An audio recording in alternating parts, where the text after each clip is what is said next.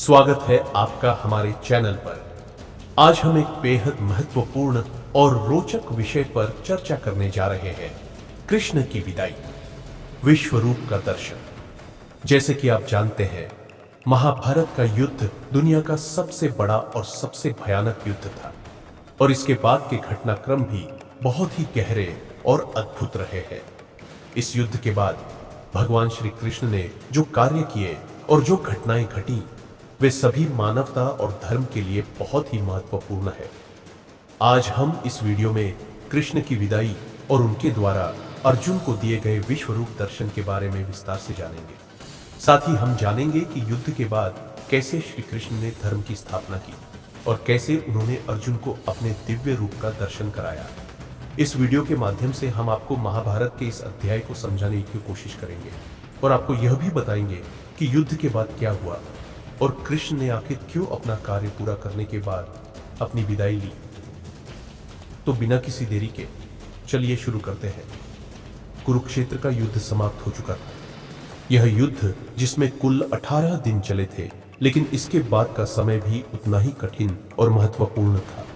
युद्ध में पांडवों की विजय हुई, लेकिन उनके दिलों में विजय का कोई सुख नहीं था। उन्होंने अपनों को खो दिया था, मित्रों को खो दिया था और अपने रिश्तेदारों को खो दिया था।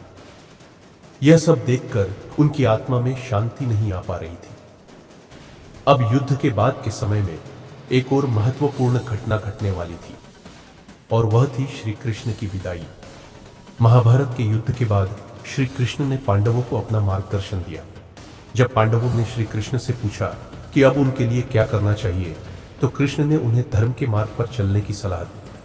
श्री कृष्ण ने यह भी बताया कि पांडवों की विजय असल में धर्म की विजय थी, लेकिन अब इस विजय के बाद उनका उद्देश्य पूरा हो चुका था। कृष्ण के जीवन का यह एक महत्वपूर्ण मोड़ था। अब मेरा कार्य समाप्त हो गया है और मुझे अपनी धरती से विदा लेनी चाहिए। यह सुनकर अर्जुन और बाकी पांडव बहुत उदास हो गए, क्योंकि कृष्ण उनके गुरु, मित्र और भगवान दोनों थे। लेकिन कृष्ण का फैसला दृढ़ था। उन्होंने पांडवों से कहा कि जैसे वे परम धर्म के पथ पर चल रहे हैं, वैसे ही वे भी अपने कार्य को पूरा कर लें।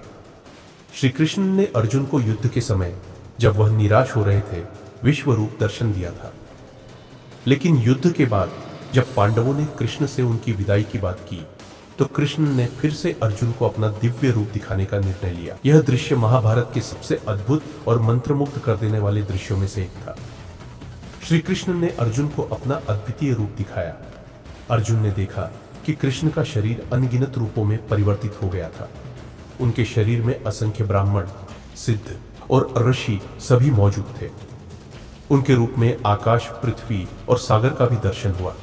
हर दिशा में कृष्ण के असंख्य रूप थे, जो ब्रह्मांड के प्रत्येक कोने में विद्यमान थे। यह दृश्य अर्जुन के लिए अत्यधिक दिव्य और अद्भुत था। अर्जुन इस दृश्य को देखकर अभिभूत हो गए। उन्होंने कृष्ण से पूछा, हे प्रभु, यह आप क्या रूप है? यह दृश्य तो बेजोड़ और अत्यंत दिव्य है। कृष्ण ने कहा, यह मेरा विश्व रूप है, जिसमें संपूर्ण ब्रह्मांड समाहित है। मैं वह परम सत्ता हूं जो सृष्टि का कारण है और जिसके बिना कुछ भी अस्तित्व में नहीं रह सकता। अर्जुन ने इस दिव्य रूप को देखकर समझा कि कृष्ण तो केवल एक व्यक्तित्व नहीं है, बल्कि वे स्वयं ब्रह्मा, विष्णु और महेश के रूप में भी है। वे हर रूप में प्रकट हो सकते हैं और सभी रूपों के साथ वे संपूर्ण ब्रह्मांड में व्याप्त हैं। इस दर्शन के बाद अर्जुन की आत्मा को शांति मिली और उन्होंने भगवान कृष्ण के प्रति अपनी निष्ठा को और गहरा किया। कृष्ण के विश्वरूप दर्शन के बाद इस सुजही से बाद पांडवों के जीवन में एक नया मोड़ आया। कृष्ण ने अपना कार्य समाप्त कर लिया था और अब उन्हें यदुवंश की धरती छोड़नी थी। उन्होंने पांडवों से कहा, मुझे अब द्वारका लौटना है। अब मेरे मिशन का समय समाप्त हुआ। मेरी विदाई का समय आ गया है। कृष्ण ने द्वारका वापस लौटने के लिए पांडवों से विदा ली। यह एक अत्यंत भावुक पल था, क्योंकि पांडवों ने श्री कृष्ण को अपने जीवन का सबसे महत्वपूर्ण मार्गदर्शक माना था। कृष्ण के बिना उनका जीवन अधूरा सा लगता था। श्री कृष्ण ने अपने भाई बलराम और यदुवंश के अन्य सदस्यों के साथ द्वारका की ओर प्रस्थान किया।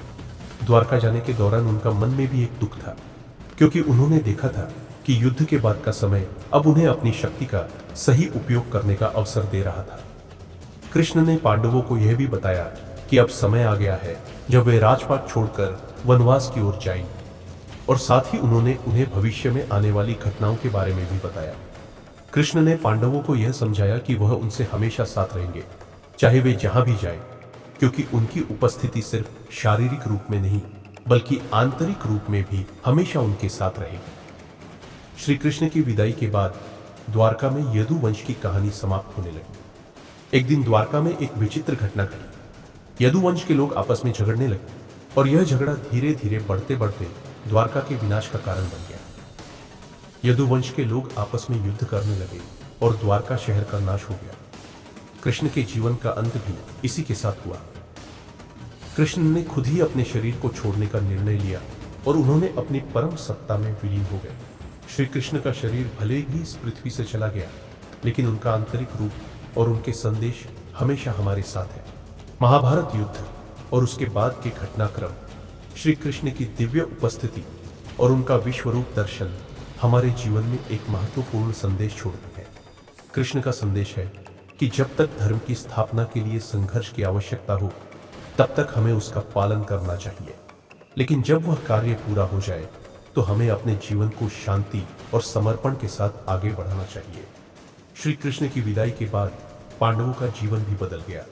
वे अपने कार्यों को पूरा करके स्वर्ग की ओर प्रस्थान करते हैं। कृष्ण ने हमें यह सिखाया कि जीवन का सबसे बड़ा उद्देश्य धर्म के मार्ग पर चलना और ईश्वर के प्रति श्रद्धा और विश्वास रखना है। तो दोस्तों, आज के इस वीडियो में इतना ही। आशा है कि आपको कृष्ण की विदाई और उनके द्वारा दिए गए विश्वरूप दर्शन के बारे में जानकर बहुत कुछ सीखने को मिला होगा। अगर आपको यह वीडियो पसंद आया हो तो कृपया इसे लाइक और शेयर जरूर करें। साथ ही हमारे चैनल को सब्सक्राइब करना न भूलें, ताकि आप हमारे आने वाले वीडियोस को भी देख सकें। धन्यवाद। जय श्री कृष्ण।